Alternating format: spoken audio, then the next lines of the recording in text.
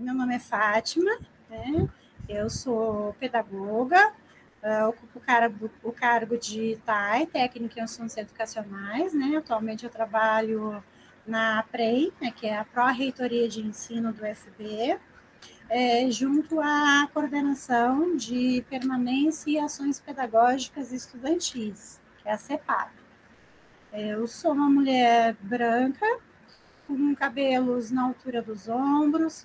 Eu estou usando um óculos de grau preto, né, da cor preta, uma camiseta branca com a logo do IFB, e eu estou no meu espaço de trabalho. Atrás de mim tem alguns quadros e uma estante com livros, ok? Então, eu vou fazer uma apresentação inicial, agradecer, né, vocês que virão a participar, ouvir, né, essa live do diálogo formativo de hoje, cujo tema é mediação de conflitos no ensino médio integrado. E, além disso, claro, agradecer pela disponibilidade da professora Flávia Tavares em proporcionar essa tarde de aprendizagem conosco. Então, a partir desse momento, eu passo a palavra para a professora Flávia Tavares, agradecendo mais uma vez, e fique à vontade para a sua apresentação. Eu sou uma mulher branca, cabelos médios, castanhos escuros, estou usando um óculos de grau de armação preta, estou com a camiseta azul clara, uma mulher na faixa dos 50 anos, e eu estou aqui num quarto, paredes brancas, não tem nada, e nem estou usando muitos acessórios, só um brinco. Eu quero começar falando, então, assim, o tema do nosso diálogo hoje, né, foi solicitar o seguinte, a mediação de conflitos no ensino médio integral, porque já são 20 anos que eu estudo esse tema, da mediação de conflitos. E são 15 anos que a gente desenvolve lá no NEP, que é o Núcleo de Estudos para a Paz e Direitos Humanos, vocês podem pesquisar, nós desenvolvemos o projeto de mediação nas escolas públicas do DF, né? Então, já são 15 anos de projeto. E durante 12 anos, nós estivemos também formando profissionais da educação na EAP, em mediação social. Então, é uma experiência muito longa em mediação, e isso com o mestrado, e chega no doutorado, eu estava pensando sobre o que eu ia escrever, sobre que viés, né, dessa mediação que eu já estudava há tanto tempo, muito focada nas questões objetivas da mediação, quer dizer, na consciência sobre conflitos e violências, e tomando consciência de conflitos e violências, como é que os indivíduos e depois os coletivos o que podiam fazer para transformar essas realidades conflituosas e violências. Então, muito pensando com foco na racionalidade. E fiz parceria durante um tempo com uma professora da educação que era psicanalista. E quando eu mostrava a mediação social para ela, que é uma vertente de mediação, ela dizia, Flávia, isso tem muito de subjetivação política, isso tem muito de psicanálise.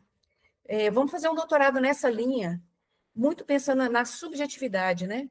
Então, um campo se abriu, assim, nessa mediação, um potencial enorme que eu não tinha visto, e que é isso que hoje eu venho falar para vocês, porque eu já falei algumas vezes, né, com professores, professoras do Instituto Federal, e eu tenho até medo de me repetir, eu sempre falo as mesmas coisas, quase, da mediação, porque os casos emblemáticos são muito interessantes, eu acabo contando esses casos para quem ainda não viu, mas eu quero trazer essa novidade da minha pesquisa do doutorado.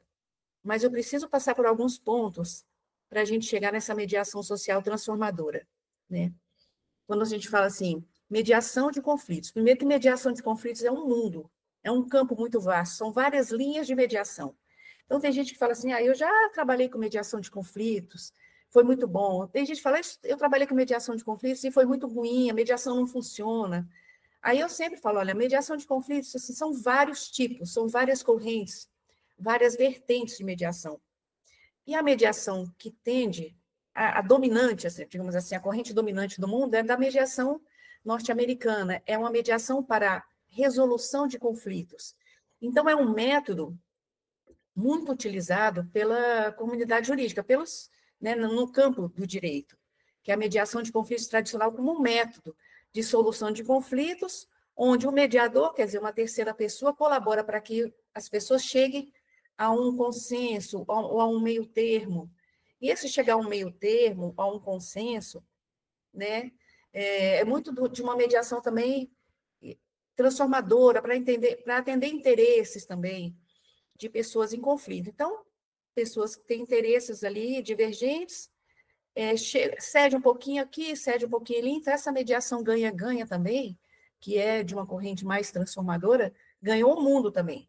Então, essa mediação que do campo do direito, digamos, uma alternativa ao processo judicial, mas não deixa de ser aqui no Brasil, né, mais predominante no campo do direito, ela chega às escolas e chega às comunidades. Então, é uma mediação ainda, para mim, muito jurídica.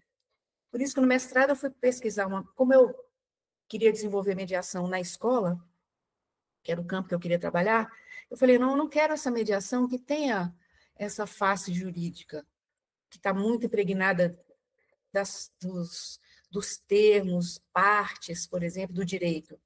E eu fui pesquisar, isso ainda em 2007, 2008 já, e eu encontrei uma mediação que se chama mediação social. Então, não foi uma invenção, a mediação social ela existe na França desde a década de 1980. Então, essa mediação social, ela surgiu na França na década de 1980, ainda numa época de grandes conflitos sociais na França, principalmente entre os jovens. Ela foi muito voltada para jovens mediadores, formar jovens mediadores em conflito com a lei, em conflito na sociedade.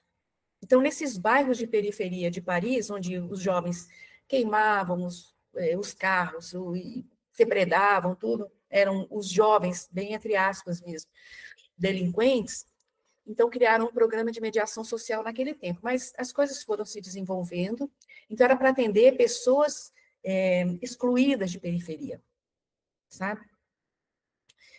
Uma mediação voltada para os conflitos sociais. Ela me chamou a atenção. Essa mediação ela foi se desenvolvendo e nos anos 2000, num seminário, existiam vários tipos de mediação em vários países. Ela foi se alastrando para outros países ali da comunidade europeia também. Então, cada país ia adaptando a sua mediação social à sua realidade. Mas em 2000, houve um seminário que foi ali, vamos dizer assim, um seminário que unificou os tipos de mediação, pelo menos no seu conceito e também nos seus objetivos, nas suas características.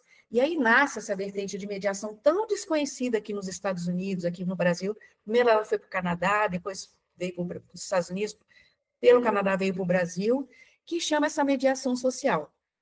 E aí o que me chamou a atenção é que não é um método de solução de conflitos. Essa mediação tem um conceito muito interessante.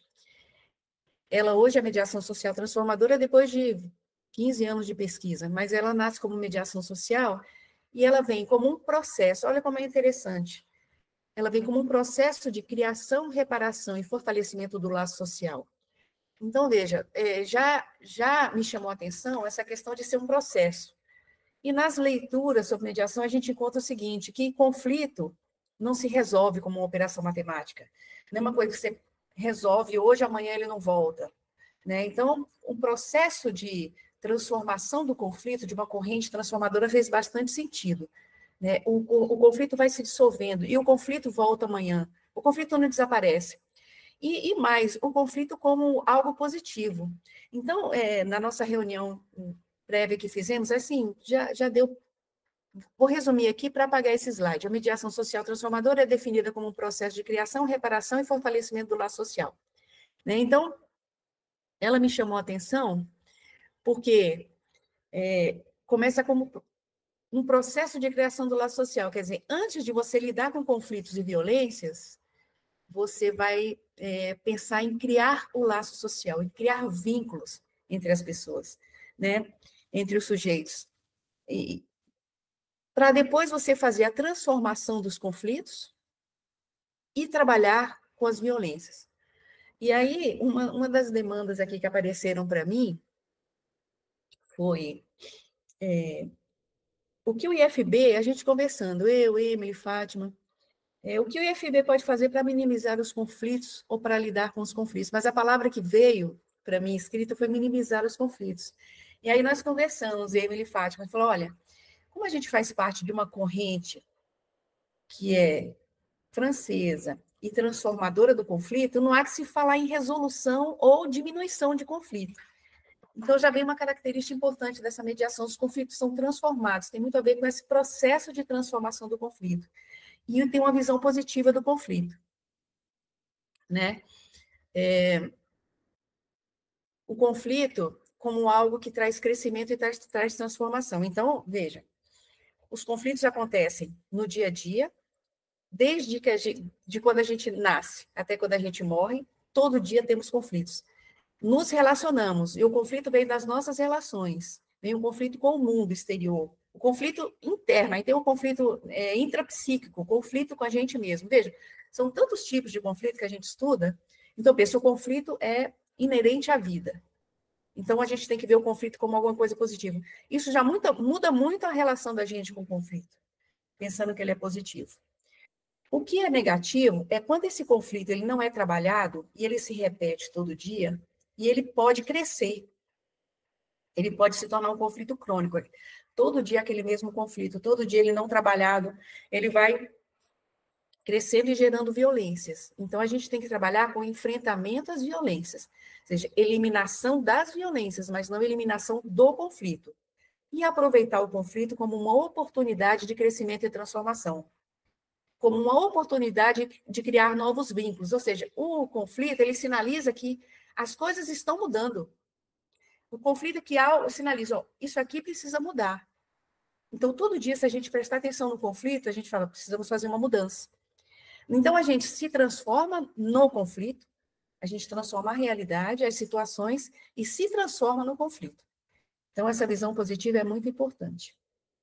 Mas aí, vejam, quando a gente começa a trabalhar, que são vários âmbitos, né? Você pode trabalhar com a mediação de conflitos, com famílias, você pode trabalhar, como existe na França, em hospitais, que tem mediadores sociais, que trabalham com mediadores nos hospitais, nos metrôs, nos transportes em geral, mas tem mediadores sociais nos metrôs.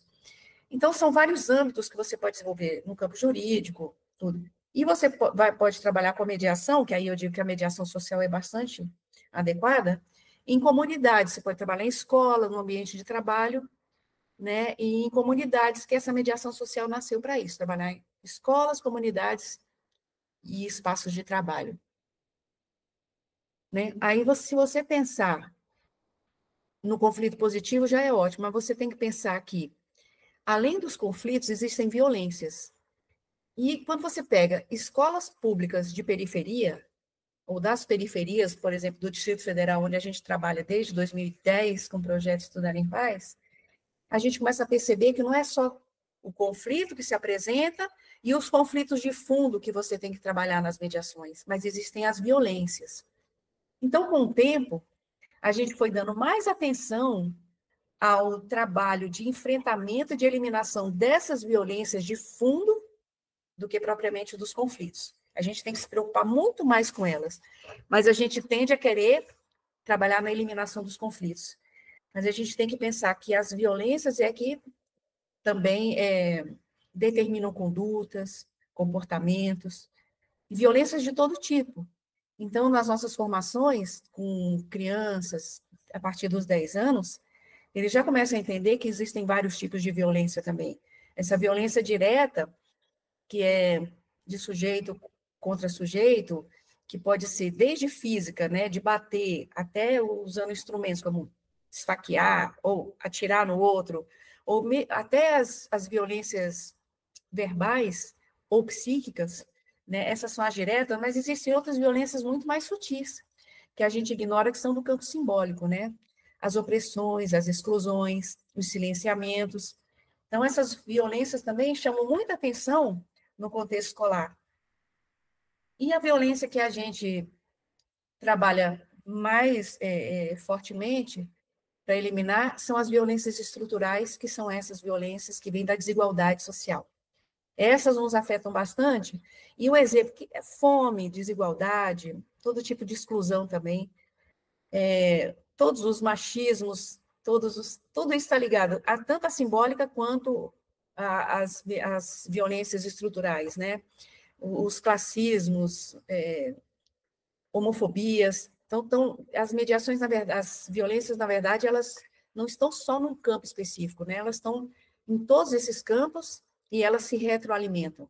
A violência direta, por exemplo, uma violência do campo simbólico, uma homofobia, pode gerar uma violência direta, que é a violência de surrar, bater, matar, eliminar quem é de um pensamento diferente da gente. Então, a gente tem que pensar nessas violências que, na verdade, direcionam muitas condutas e se revelam como conflitos, na verdade, que não são conflitos. Então, assim, a gente, num curso de formação, que pode ser curto de 20 horas ou de 100 horas, a gente vai aprender a diferenciar conflitos e violências, o que é muito importante para a gente que trabalha com mediação. Aí, outra coisa que eu queria trazer também para vocês é essa questão de pensar os conflitos hoje, né? Na contemporaneidade que eu estudei sobre a égide do neoliberalismo. Então, a gente pensa assim, se a gente tem que delimitar o tempo atual, é o tempo de um capitalismo neoliberal. Então, eu começo a minha tese fazendo situando a mediação nesse tempo histórico que vivemos hoje, porque a mediação ela é realizada nesse tempo. Então, quando ela era realizada na década de 1980, eram outras características de um regime capitalista daquela época. Não existiam as redes sociais, os comportamentos eram diferentes. Então, a gente tem que analisar o tempo em que vivemos e as violências que nos rodeiam, que são de uma certa época, né? Eu até anotei aqui uma coisa importante, e eu estou até colando aqui, porque eu esqueço que é uma citação na minha tese, de Foucault, que ele diz assim, ele diz o seguinte, em todas as sociedades existem certos tipos, na verdade, de técnicas de dominação. Então, se a gente pegar quais as técnicas de dominação dos anos 1950, de sujeitos sobre sujeitos, eram umas. Depois você vai para a década de 1980, são outras, a sociedade vai mudando. Nos anos 2000, outras. E agora, com a tecnologia, com a internet que nós temos hoje, o acesso a todas essas redes sociais, há outros tipos, né, de dominação. E ele diferenciava assim, Foucault, as técnicas de dominação de sujeitos sobre sujeitos, que aí a gente pode pensar, por exemplo, as normas, né, as formas de hierarquia, de organização dos tempos do trabalho, por exemplo, as formas de gestão, se a gente pensar na questão dos presídios, dos hospitais, essas formas todas de gestão dos comportamentos da gente, né, de dominação de sujeito sobre sujeito. Mas ele chamou a atenção de uma coisa importante, que eu achei interessante, que é nós agirmos sobre nós mesmos. Quer dizer, são técnicas de dominação muito sutis que faz o sujeito agir sobre o seu próprio corpo, sobre a sua alma, sobre o seu pensamento, achando que está agindo com autonomia. Mas, na verdade, ele está sendo manipulado de forma sutil com essas tecnologias de dominação. Aí, veja, aí vamos agora entender melhor essa teoria. Então, nós estamos vivendo, então, num neoliberalismo. Qual a característica dos sujeitos dessa nossa era, dessa nossa época? São sujeitos de concorrência e de alta performance. É uma sociedade onde a gente é levado a concorrer, a competir com o outro o tempo inteiro. Né? Então, é uma sociedade do privatismo, né? Também, do individualismo exacerbado. Então, o que perde espaço? As ações coletivas, o pensamento coletivo, a criação do laço social, né? Essa competição leva ao rompimento, ao esgarçamento das relações pessoais, do tecido social como um todo. Né? Então, aí a gente pensa, então eu tenho uma mediação de conflitos para trabalhar em quê? Para quê? Aí a gente tem que pensar no nosso tempo, nas nossas relações, na nossa sociedade, e dizer, bom, se eu estou vendo uma sociedade cujos laços estão rompidos, esgarçados, onde há muita competição, e a tentativa, inclusive, da eliminação do outro que pensa diferente, a intolerância com o diferente, que é crescente, né? Onde a gente tem uma juventude também que é endeusada no sentido que a juventude, isso aí, vendo a necessidade do consumo, né? Botando o consumo em primeiro lugar, a gente precisa de um jovem consumista, de pessoas consumistas. E a classe trabalhadora, pensando em professores aqui, como nós, né? Inseridos numa sociedade assim, de competição de alta performance, em qualquer área que você esteja trabalhando, que se dedicar ao máximo. Professores, por exemplo, da universidade, tendo que agora publicar muito mais, em dar revistas não sei quantos, é tudo produtividade, tudo é contado, né, nessa questão de quanto você produz. E quando você não consegue produzir, nem ter essa alta performance, não só no seu trabalho, mas no seu próprio corpo, por exemplo, né, que tem que apresentar certas características, ou da sua família perfeita, aí você começa a achar que você está falhando como sujeito. É você que não está adaptado a essa sociedade, é você que não corresponde às necessidades dessa sociedade da alta performance. Ou seja, é um sujeito empresa de si, né? É um sujeito que eu sou disciplinado, eu trabalho, eu acordo cedo, eu vou à academia, eu trabalho, eu tenho filhos, eu não sei o quê, eu tenho que cuidar da minha boa forma. Então, assim, é uma fórmula de sucesso inatingível que fazem com que a gente compre. E para que eu atinja essa meta do sujeito, do super sujeito, né, do super-homem, da super-mulher, eu não consigo chegar lá. Eu preciso eliminar um tanto de gente, né? Essa a tônica da sociedade atual é essa. Eu, para chegar no topo, eu vou eliminando as pessoas, os outros, né, os competidores, os que estão competindo comigo. E aí você chega, às vezes, ao esgotamento disso, né? Porque existe, o neoliberalismo trabalha muito com o gozo do sofrimento do sujeito, e o gozo não é o prazer, é outra coisa. Eu invisto tanto em mim, na minha alta performance, né, que eu chego ao esgotamento. E aí, quando eu comecei a pesquisar essa mediação social em 2007, 2008, 2009, a gente ainda não tinha chegado a esse, não tinha chegado a esse nível de interação em rede social, quer dizer, o mundo virtual ainda não existia como ele existe hoje, que ainda é um agravante quando a gente pensa em criar laços sociais, né? Que, principalmente crianças e jovens hoje tendem a viver mais no mundo virtual do que no mundo real aqui de relações com as pessoas, né? Então, foi fazendo muito mais sentido para mim também nos últimos anos me aprofundar no estudo de uma mediação que pensa que a gente tem que trabalhar muito nesse processo de criação, reparação e fortalecimento do laço social. Porque assim a gente consegue fazer a transformação dos conflitos e o enfrentamento às violências, né? Só que a gente está diante de uma sociedade também, uma visão tradicional assim, que imagina que a sociedade seja um sistema assim, de normas e regras que a gente tem que seguir, né? É muito hierarquizada ainda, né? E que a gente tem que saber conhecer regras, conhecer essas normas e obedecer. Então, a gente vamos trazer para o nosso microcosmo da escola. E a gente imagina também que quando há conflitos nessa sociedade de regras e normas, que a mediação, por exemplo, vai criar um ambiente de fala e de escuta onde a racionalidade vai preponderar, ou seja, sujeitos vão conversar e racionalmente argumentar e chegar a uma conclusão e mudar o seu comportamento. Assim, ó, eu entendo que essa regra é essa, ou que a norma é essa, eu estou infringindo, ou que num relacionamento com uma pessoa eu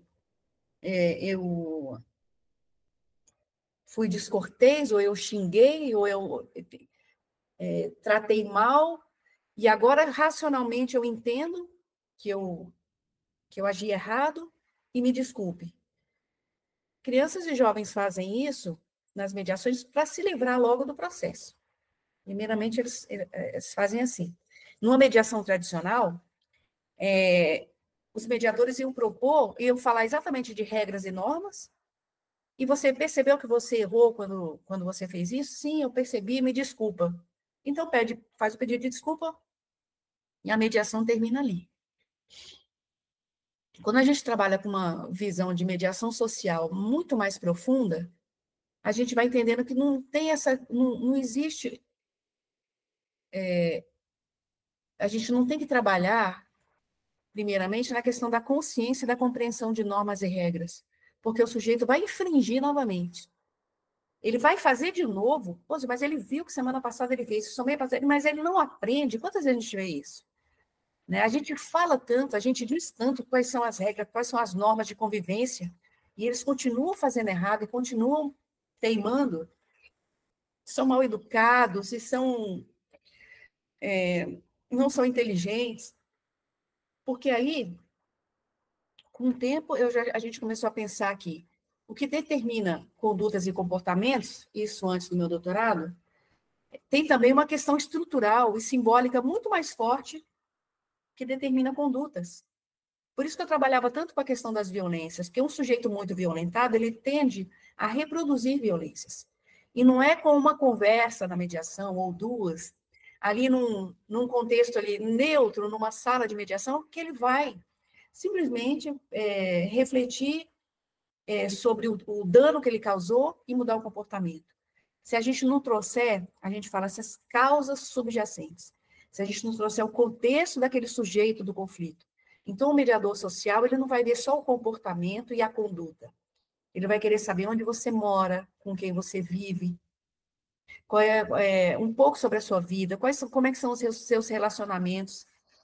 Isso fez uma grande diferença nesses anos todos que a gente trabalhou com a mediação social. A gente via uma mudança do comportamento, mas esse não era o foco. A gente pensava assim, olha quando a gente trabalha muito quando a gente trabalha com o contexto do sujeito, e ele compreende e reflete sobre isso, como a mudança é mais profunda, mesmo que seja mais lenta. E também porque essa mudança é feita no coletivo, que a gente começou a trabalhar muito com as mediações coletivas. Mais do que as mediações que acontecem nas salas de mediação entre sujeitos, a gente levava os temas que eram tratados ali para as mediações coletivas. E aí, quando a gente vê a transformação coletiva, ela é muito mais potente. Né? Então, a gente fala, bom, a gente está num caminho excelente, assim, porque os sujeitos estão inseridos em comunidades, na escola, na comunidade escolar, mas ele também vem de outras comunidades. E como é importante o mediador social entender tudo isso, e como é importante o professor em sala de aula, né? Os profissionais que estão dentro da escola, desde o porteiro, que aí a gente considera, claro, que todos os profissionais que estão dentro da escola são educadores, né? Então, que o porteiro da instituição vai entender de onde vem aquele sujeito, aquele que entra sempre no embate com aquele que nunca vem com uniforme, por quê? Então, a abordagem muda. O pessoal da cantina da escola começa a compreender que fazem curso de mediação, até porque curso de mediação é para todos os segmentos da comunidade. Vejo que começa a haver uma mudança de compreensão do sujeito para além do indivíduo e sua conduta ali dentro. Então, as mudanças são muito mais profundas. E também, aí eu estava até conversando com a Emily Fátima, se a gente fizesse essa conversa aqui, eu ficasse só falando sobre... acho que eu estou muito mais filosofando sobre a mediação aqui do que falando sobre técnica. Porque em uma hora, não é a técnica que eu passo para vocês aqui, que estão assistindo, que a gente vai fazer alguma transformação que vale a pena. Vocês podem até trabalhar sem querer parecer que eu estou criticando, mas, assim, por exemplo, uma comunicação não violenta, ela é muito útil, muito apropriada para certos tipos de conflito e que se apresentam ali. Você faz isso, você faz aquilo, você fala, você chega... Mas quando você trabalha com violências do tipo estrutural, que envolve emprego, renda de pais, habitação, falta de saneamento básico, falta de acesso à saúde, a tratamento de saúde, você encontra estudantes em mediação que têm surdez e que nunca procuraram ajuda, que a família passa fome porque a mãe não conseguiu renovar o Bolsa Família por algum motivo, são questões muito mais profundas que interferem no comportamento daquele sujeito, na conduta daquele sujeito dentro da escola. Então, assim, a gente tem que pensar nesses conflitos interpessoais comuns do dia a dia, que a gente consegue lidar com uma comunicação treinada, mas ele não é suficiente para lidar com essa transformação que a gente quer mais profunda e realmente trabalhar nessa criação, reparação e fortalecimento do vínculo social mesmo. A gente precisa de muito mais, né? Então, eu não vou só trazer e ficar filosofando sobre essa forma de mediação que a gente compreende, mas eu quero trazer para vocês também uma proposta de trabalho. Eu falei, posso usar Emily, Fátima, aí Virgínia e Ana Célia, que estão aqui. Vou fazer uma proposta. Eu falo, uma mudança de comportamento, de conduta, de pensamento, é uma coisa de longo prazo. Num contexto escolar, numa escola, a gente começa a ver mudanças no primeiro ano, começa quando a gente desenvolve um projeto de mediação, a gente vê mudanças no primeiro ano. Mas sabe que mudanças são? Das violências diretas, diminui as agressões físicas, as agressões verbais. Então, é só você pegar o caderno aquele como é que chama de anotação, que eu esqueci o nome, o diário. De ocorrências. De ocorrências no início do ano letivo, e você pega no final o diário de ocorrências, você vê que é a mudança. E com o tempo, passado o tempo, engraçado que quando eu fazia formação de professor, eu já garantia que isso diminuía, porque você garantir coisas é uma coisa que eu não faço, ficar garantindo, porque é muita autonomia de coletivos e da escola. Tudo funciona, cada escola funciona de um jeito. Mas eu comecei a garantir que a violência ia diminuir, porque eu sei que os professores têm essa preocupação e gostam. Sim, a violência direta, por incrível que pareça, é a primeira que diminui pelas nossas pesquisas. Mas as violências do campo simbólico, que são as mais sutis, que são as mais utilizadas pelos adultos, quanto mais adultos, né, a gente não... As nossas violências não podem ser mais de bater, essa de criança de morder e bater no coleguinha, né? Já na adolescência diminui, e na fase adulta você não pode mais bater. As violências são outras, sutis, são muito verbais. A violência da forma de olhar, a violência da forma como você não inclui um aluno na sua sala, porque simplesmente você não cruza o olhar com ele. A sua postura física pode dizer muito sobre o acolhimento e exclusão. Então, as violências são de vários tipos. Nós somos violentos, e aí a gente já tem que partir desse ponto também, do reconhecimento que nós somos violentos, em alguma medida. O que a gente passa é uma vida trabalhando para não já expressar violência no gesto, na fala, no corpo, no pensamento, nas formas de exclusão, nos preconceitos que temos, né? Nas discriminações. Então, isso que a gente tem que cuidar. Então, aí a mudança que vai acontecendo é lenta, levando em consideração as violências do campo simbólico e as estruturais, porque aí o aluno chega na escola com um comportamento X, ou um grupo mais dele, por exemplo, de um pai que bate numa mãe, ela continua. Mas é assim, a gente pensa, pô, mas aí como que a gente vai trabalhar sobre isso que não nos diz respeito, porque nós estamos na escola?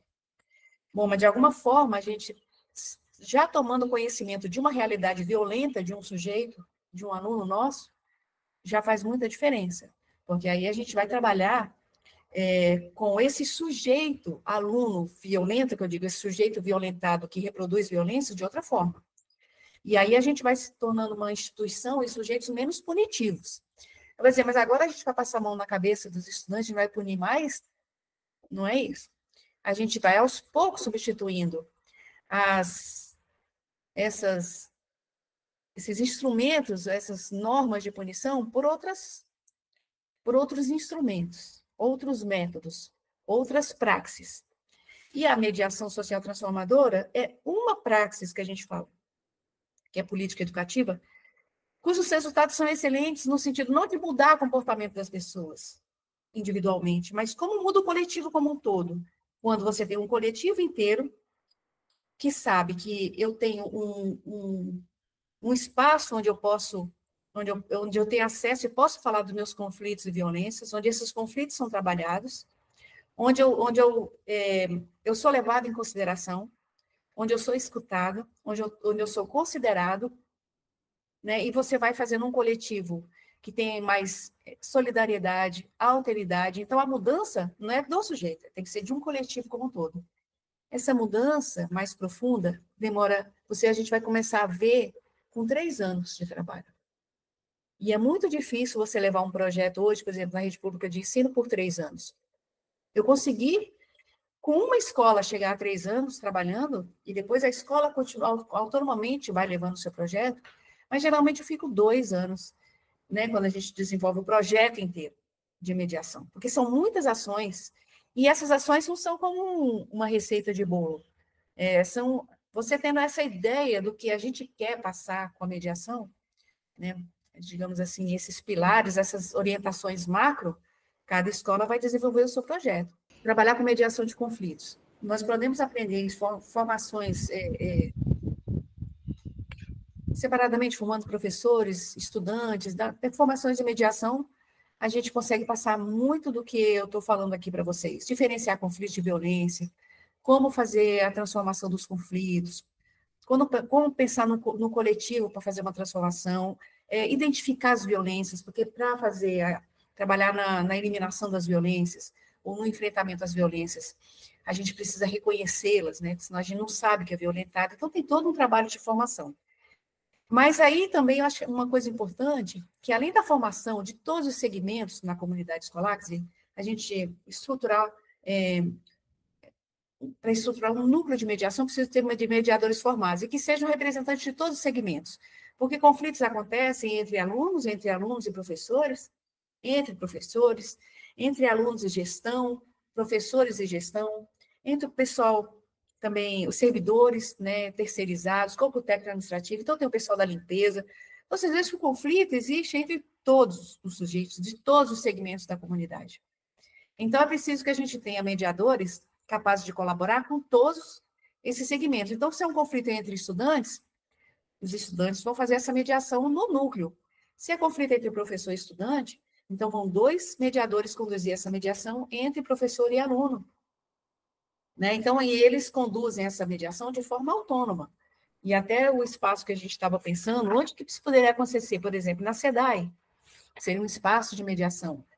E aí a gente diz, coordenado pelos estudantes, porque eles não têm espaço de coordenação. Pode ser que eles tenham o grêmio, mas é outra coisa.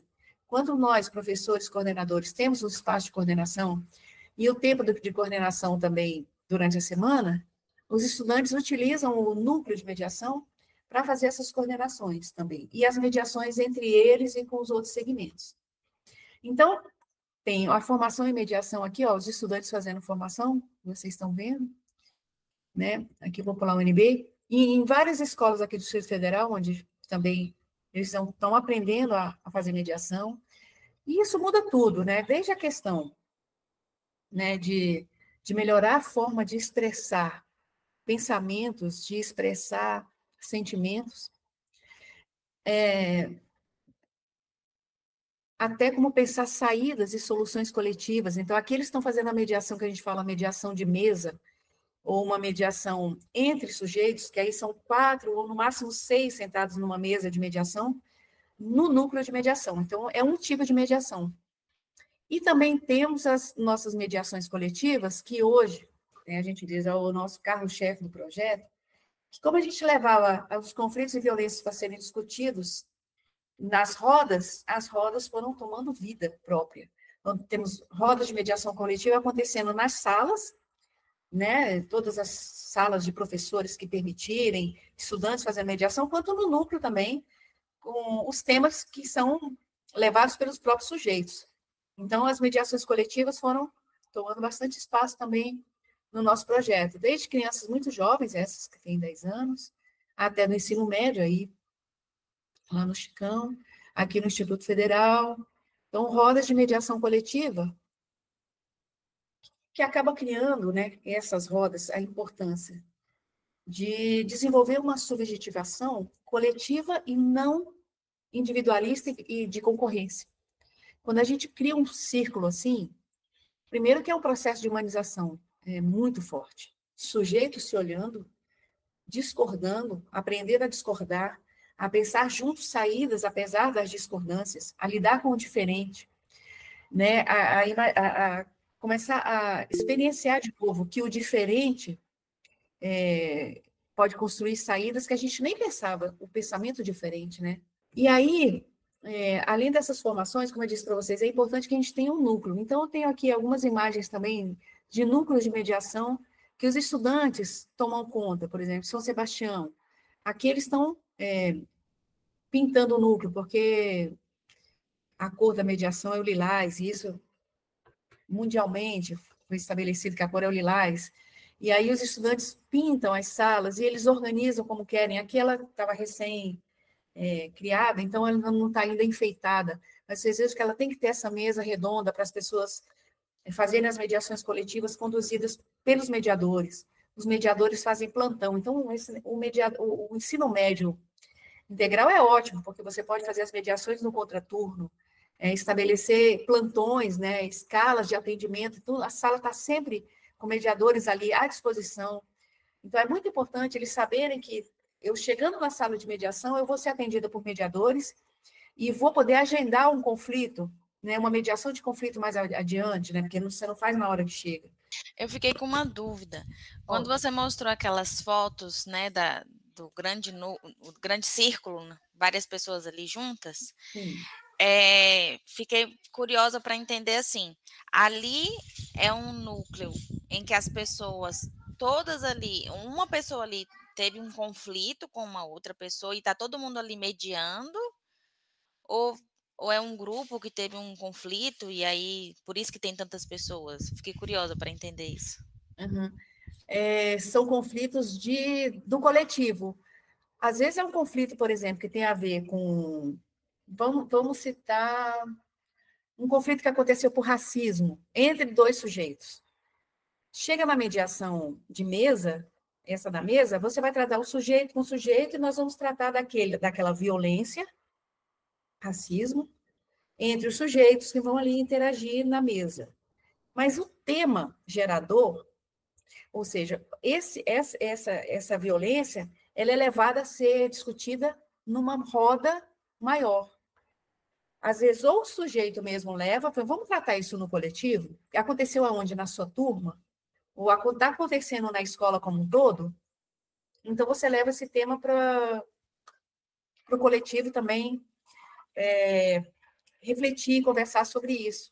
E aí, não é mais dois sujeitos falando sobre o racismo, ou um sujeito sobre o racismo que ele sofreu, mas é o tema que interessa, o tema que vai para a roda. E tem uns casos aqui, eu vou levar para o caso que é do IF, bem recente, para você ter uma ideia clara sobre como é que funciona a mediação coletiva. Por exemplo, quando os meninos fizeram um curso de mediação, eles descobriram que, por exemplo, ter essas carteiras enferrujadas, eles estavam sofrendo um tipo de violência que é uma violência estrutural, por exemplo. Olha, todas as carteiras eram assim. Isso diz respeito ao coletivo. Então, a gente leva muitos temas nas formações para eles pensarem no conflito que diz respeito a todos nós, as violências que dizem respeito a todos nós. Porque quando a coletividade trabalha junto, ela cria vínculo. E a gente desenvolve uma subjetivação coletiva. E aí é que muda a questão do vínculo. Então, por isso que é importante trabalhar o tema que seja coletivo.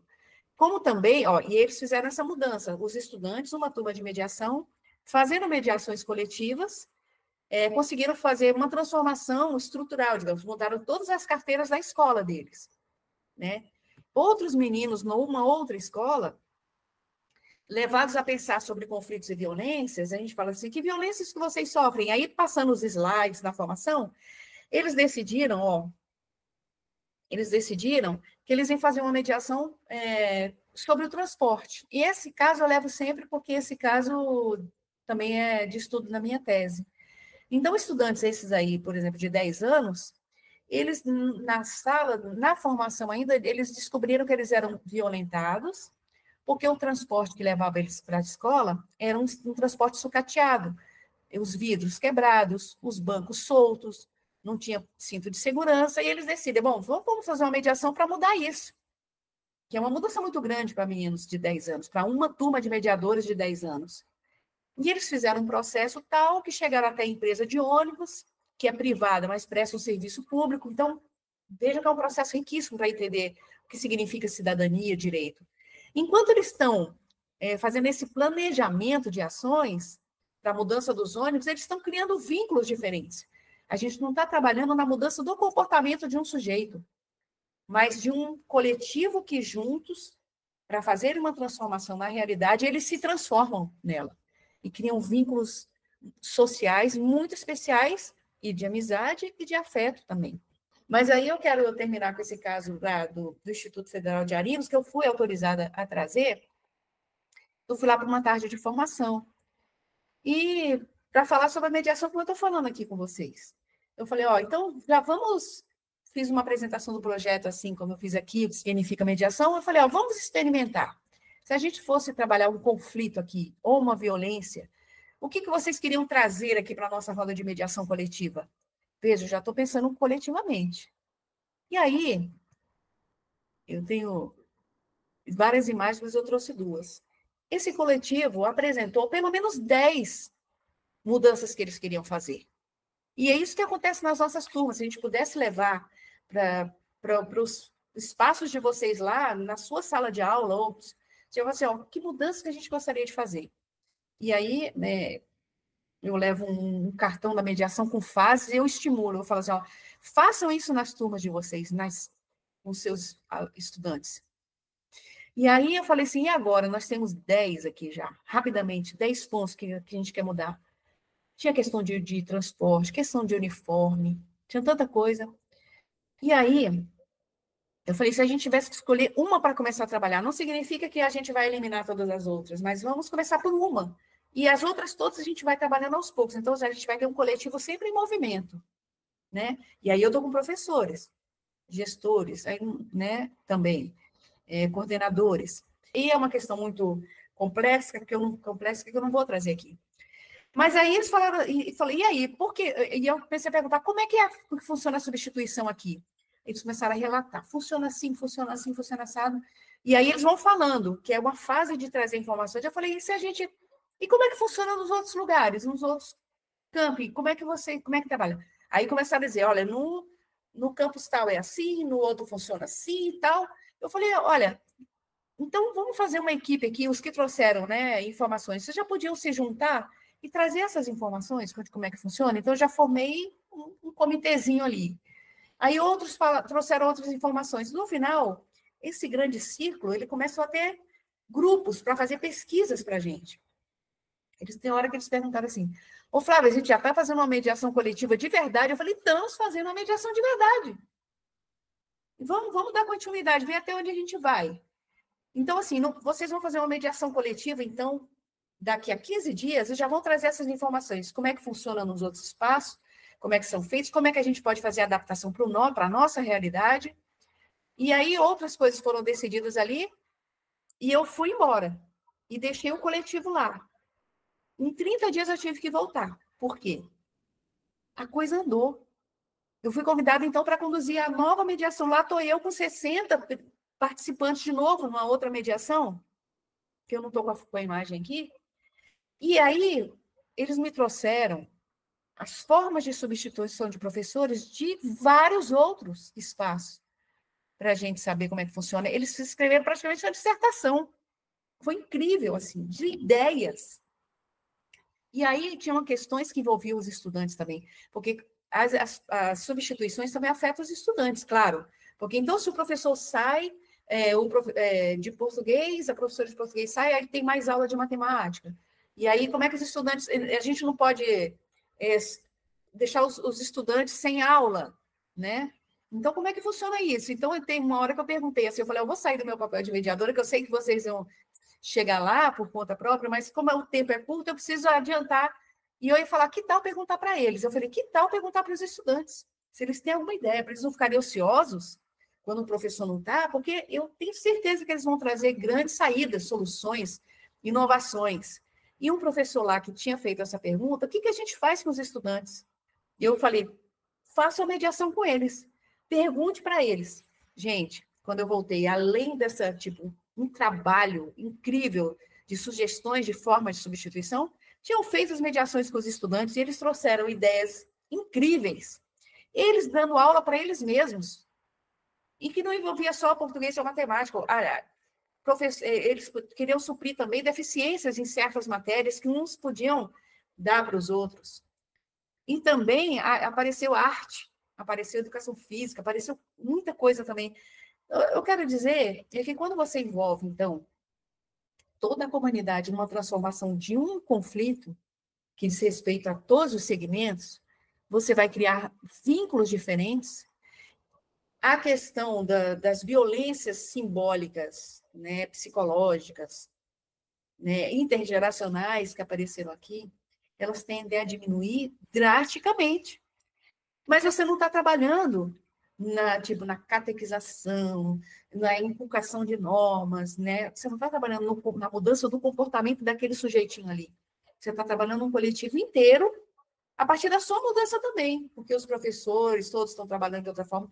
E veja como, tratando desse segmento dos estudantes, que são muito esquecidos, eles só são mesmo solicitados quando tem festas, ou as questões de culturais, ou esportes, eles são chamados a opinar, a oferecer reflexão e mudanças numa questão séria, digamos, da escola, que diz respeito à gestão do campus. Então, assim, a minha sugestão final, que já chegou no meu tempo, é que a gente comece a pensar nessa visão de mediação social transformadora na sua forma mais ampla, porque assim ela é muito mais potente, pensando em trabalhar, vou até fechar aqui, as questões que dizem respeito a toda a coletividade, formando mediadores sociais no seu espaço, estruturando um núcleo de mediação para as mediações mais entre sujeitos e privadas, aprendendo a fazer, né, e fomentando essas rodas de mediações coletivas, e aí vocês vão ver grandes transformações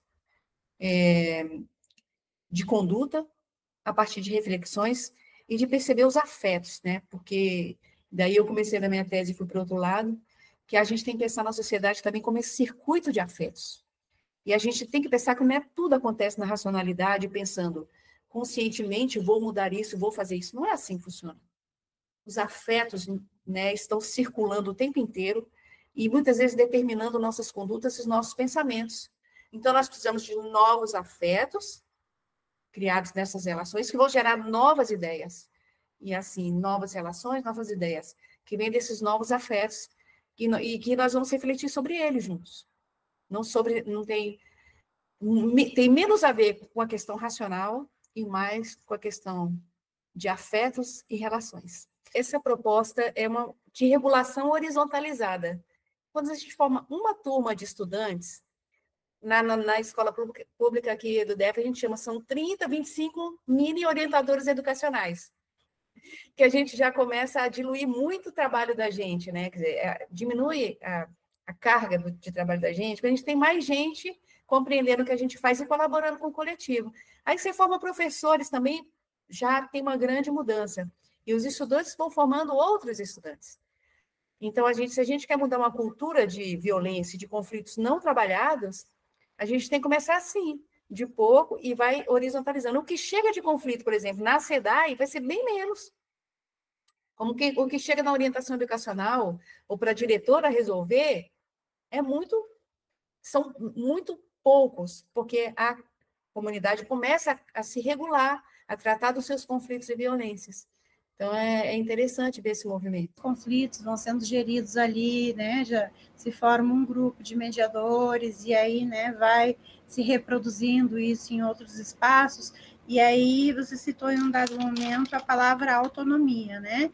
Que é preciso de formação de mediadores por segmentos, e eles mesmos, né, fazerem as mediações entre eles com autonomia. Essa autonomia é a autonomia do momento ali, mas ela vai chegar de alguma forma à gestão, à direção. Como que seria essa autonomia? Ela é ampla, irrestrita ou ela tem alguma coisa né, que tenha que ser levada para a gestão também entender, né, o porquê que isso aconteceu? Sim, eles são formados para lidar com conflitos e vários tipos de violência, mas eles aprendem que há violências que eles não podem trabalhar, que eles não dão conta, não têm formação para isso. Claro, agora, então eles também, os mediadores aprendem a quando eu tenho que interromper, né, e comunicar a direção, e comunicar, no caso, a SEDAI. Mas o que os estudantes fazem, na maioria das vezes, conflitos interpessoais, eu estou dizendo na sala de mediação, naquela mesa, não nos coletivos aqui. Mas mesmo dos coletivos, avião, passando. Eles fazem um relatório muito sucinto, porque eles têm os cadernos de mediação, onde eles fazem as anotações sobre o conflito, como é que eles conduziram as mediações, sempre em dupla eles atendem, né? E faz uma descrição mais detalhada. E esse caderno é sigiloso. E até as impressões, como eles conseguiram, as dificuldades, aí, tudo. Mas o relatório que vai para a direção ou para a coordenação é um relatório sucinto. O conflito entre aluno da turma tal com o aluno da turma tal, qual o motivo? Não, eles não são identificados, mas vão as idades, né? Então, já aí, turmas. E o motivo do conflito, ou da violência que aquilo gerou. E aí, o que eles disseram, mais ou menos, foi trabalhado ali, e o que ficou decidido? O que eles decidiram? Marcar uma próxima mediação? Houve pedido de desculpa ou não, mas o pedido de desculpa não, na nossa linha, ele não é uma coisa que se força, não é obrigatório pedir. As desculpas acontecem, aí eu estou dizendo entre conflitos interpessoal entre crianças, por exemplo. E o que a gestão faz com esses relatórios? Fala, mas é só isso? A gente não fica sabendo e não vai punir?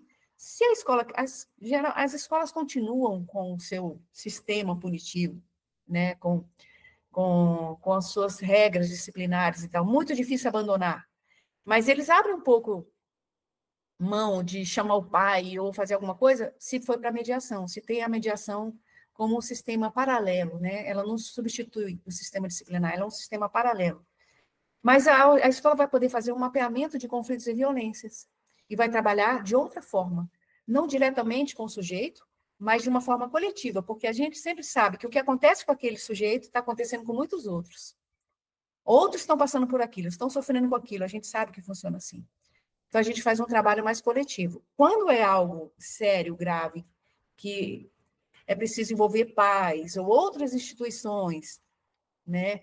Porque o conflito é grave, então é encaminhado. Não há mediação de conflitos ali e eles sabem fazer isso direitinho, desde os pequenos até os mais velhos. E é assim que funciona. São muitas coisas, assim, muito interessante, o sistema todo. É uma engrenagem que vai funcionando assim, sabe? Então, a situação precisa ser transformada. Então, a gente vai mudando até a gramática, né? A nossa mediação não é para solução e resolução, é para transformação do conflito. Aí tem um conflito de nota envolvendo professor e aluno. Isso aí poderia ser um conflito que ele não poderia não ser tratado, ele ia crescer e criar animosidade, sabe? Iam se agredir cada vez mais verbalmente, o professor e o aluno. Poderia ser tratado na direção, ou você tem um espaço na mediação que você sabe que você vai lá, o professor vai também, ou o estudante, no núcleo de mediação e fala, olha, eu estou com um conflito com esse aluno, e aí vamos agendar uma mediação. Aí o mediador vai convidar o outro, ou então o aluno vai, eu estou com um conflito com o professor. E o mediador que é formado, a ética absurda do sigilo, isso é falado durante toda a formação. O mediador, ele só trabalha porque ele tem a confiança da sua comunidade, dos seus pares. E disso ele não pode abrir mão, né, desse sigilo. A confidencialidade é importantíssima. Então, quem vai fazer essa mediação? Um mediador professor e um mediador aluno. Muitas vezes as partes escolhem até, eu quero fazer mediação com fulano e fulano, ou vai ser na quinta-feira, 4 horas da tarde. Quem são os mediadores que podem atender? Tudo isso é agendado. Né? Aí chega lá, eles vão conversar, é incrível. Eu falo assim que a mediação, eu falo mágica, mas não é não, gente, é mágica não. É teoria, é técnica, é praxis, é tudo. Não é mágica, mas eu digo que parece mágica. Essa conversa que acontece, porque ela é horizontalizada, ela surte um efeito transformador imenso. Quem tem mais medo é o estudante na hora da conversa, nas minhas pesquisas, que ele fala assim, nossa, o professor está lá em cima. Ele xinga o professor, ele xinga em público. Ele é muito valente, tudo, porque ele está... E aí tem a tal da performance, eu estou em público, eu não posso ser fraco, eu não posso ser frouxo, então eu vou agredir. Os professores são agredidos mais... Então, na sala de aula, aquilo ali é como se fosse uma plateia. Mas quando você está na sala de mediação, uma mesa redonda, 2 mediadores e 2 partes, a relação é muito respeitosa entre professor e aluno.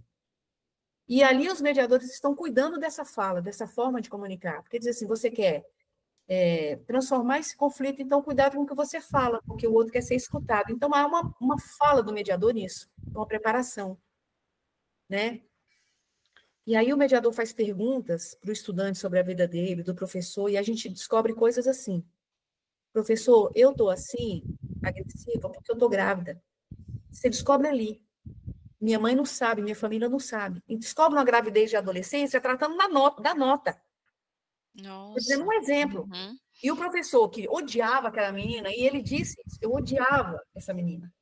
Aí depois ele já está com pena. Não é que ele vai passar a mão na cabeça. Ai, meu Deus, é para a gente morrer. Ai, parece uma coisa assim, religiosa, de coitadinho. Não é, porque você vai ver outras faces desse conflito. O que está gerando aquilo? Porque psicopata, eu digo que eu nunca vi durante esse tempo todo. São pessoas que não sabem lidar com as suas emoções, com as suas questões. Outros é assim, olha, eu estudo aqui, mas eu trabalho naquele restaurante lá, não quero falar o nome, e eu fico até 11 horas da noite, depois eu vou para casa, eu tenho que andar de bicicleta, e às vezes está chovendo, eu pego lama, chego em casa meia-noite, eu tenho que estar aqui 7 horas da manhã. São dificuldades tão grandes da vida. E outro, professor dizendo assim, eu não sei sorrir, eu tenho poucos amigos, eu não sou uma pessoa simpática. E eu sou rígido, porque o meu pai me ensinou que a educação é a coisa mais importante. Então, eu quero que dar aula para esses primeiros aqui, que me escutam, e esses outros aqui que não querem nada para a vida, eu quero que se escutam. Uhum. Então, aí, e até coletivamente foi tratada essa mediação depois, do professor com a turma, e ele disse da dificuldade dele. Eu não sou uma pessoa simpática, eu não sei sorrir, eu tenho inclusive poucos amigos. Fui criado assim, assim, assado, e tem toda uma história. Veja que o processo é de humanização. Uhum. Compreender por que agiu assim. E quando eu estou dizendo essa conflito entre professor e aluno, de várias formas. Às vezes é só a nota. É muito difícil um conflito ser só sobre aquilo que ele foi levado. Quando a gente começa a explorar a vida de uns e de outros, a reflexão é muito maior. Poxa, eu podia... Aí há um pedido de desculpa tão natural, assim, o professor, desculpa ter falado daquele jeito. E a gente nem leva para desculpa, mas é porque realmente é um processo, assim, de humanização e de compreensão de por que eu agi assim, por que eu falei daquele jeito, não era necessário. E a questão da nota permanece. E a nota nós vamos tratar como? Você foi muito rígido com aquele prazo, ou não, mas eu não posso dar esse prazo mais. E aí a discussão vai acontecer, cada caso é um caso. É o que eu digo, a dupla ali é soberana, se não tiver ferindo uma lei maior, ali é soberano. Agora, quando é conflito de violência física, por exemplo, séria, que aconteceu na escola, o aluno chega na escola e já vai direto para a mediação, porque geralmente ele é suspenso, né? Em algumas escolas. Brigou, é suspenso.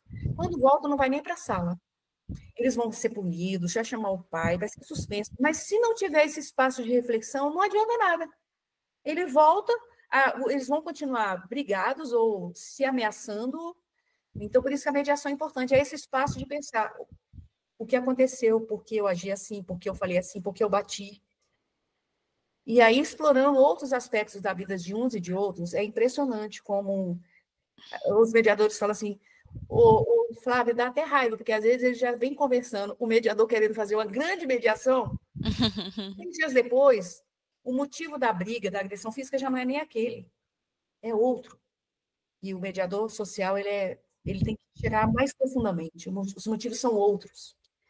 São afetos circulando mesmo, que a gente precisa compreender. Agradecer imensamente a sua colaboração, a sua parceria de sempre. Já esteve com a gente em Encontro Pedagógico Unificado, Diálogos Formativos, agora Oficina. Enfim, é uma super parceira. A gente agradece. É um prazer tê-la conosco. E a gente segue conversando, dialogando. e vamos para frente. Eu que agradeço, viu, imensamente. Podem contar comigo, viu? Obrigada, Flávia. Obrigada, Você é show de bola, muito bom mesmo. Aprendemos muito.